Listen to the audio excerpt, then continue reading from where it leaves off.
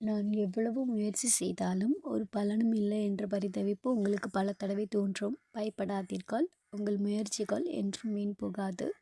உங்கள் காத்திருப்பு உங்கள் வெற்றி மறுக்கப்பட்டதால் அல்ல, உங்களுக்கு கிடைக்கப் போகும் பெரும் வெற்றிக்கு உங்களை தயார்படுத்தத்தான். உங்கள் முயற்சியை ஒருபோதும் கைவிடாதீர்கள். மறதி என்ற ஒன்று இல்லை என்றால் உங்களால் வாழவே முடியாது. நீங்கள் பட்ட வேதனைகள், பட்ட அவமானங்கள், சந்தித்த சோதனைகள், இழந்த சொந்தங்கள் உங்கள் நினைவை வாட்டிக்கொண்டே இருந்தால் உங்கள் வாழ்க்கையை நித்த நித்தம் நரகமாகிவிடும்.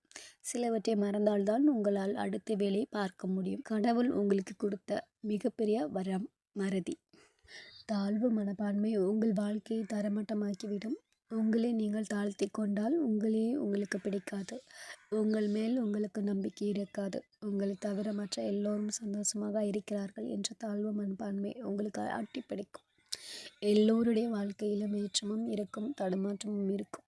உங்கள் தாழ்வு மனப்பான்மையை விட்டெறிந்தால் தான் உங்கள் வாழ்க்கையே ஏற்றமும் ஏற்படும்.